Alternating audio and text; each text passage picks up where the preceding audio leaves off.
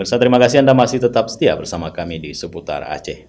Saudara Dinas Pemberdayaan Perempuan dan Perlindungan Anak Provinsi Aceh menggelar bimbingan teknis penguatan referal bagi masyarakat peduli perempuan dan anak gelombang 1. Kegiatan BIMTEK gelombang 1 dilaksanakan selama 2 hari dari 22 hingga 23 Agustus 2023 yang berlangsung di salah satu hotel yang ada di Kota Banda Aceh.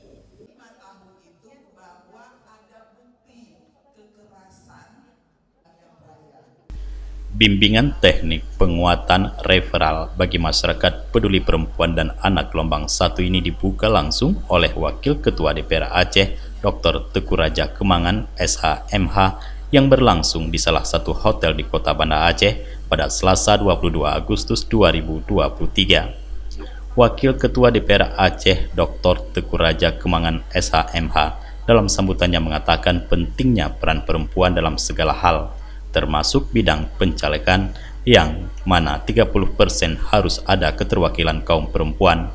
Apabila partai tidak bisa memenuhi peraturan tersebut, maka KPU akan menolak sesuai dengan peraturan yang berlaku.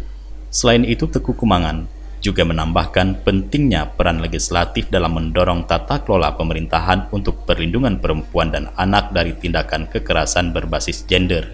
Dan ke depan dirinya akan membantu penambahan anggaran khususnya untuk Dinas Pemberdayaan Perempuan dan Perlindungan Anak Aceh dalam hal kegiatan pencegahan kekerasan terhadap perempuan dan anak Aceh. Dalam kesempatan itu, PLT Kepala DP3A Aceh, Mutia Juliana, dalam sambutannya mengatakan, bimbingan teknis penting untuk membangun mekanisme sistem rujukan bagi korban kekerasan terhadap perempuan dan anak dari komunitas akar rumput di tingkat kampung, karena menurutnya dalam upaya pencegahan dan penanganan dibutuhkan kolaborasi serta sinergi bersama untuk mewujudkan pemenuhan hak-hak perempuan dan anak korban kekerasan serta penurunan angka kekerasan. Dalam kesempatan itu, dirinya juga menyampaikan penghargaan dan terima kasih kepada narasumber dan fasilitator yang telah berpartisipasi aktif dalam kegiatan ini, serta semua pihak khususnya para peserta.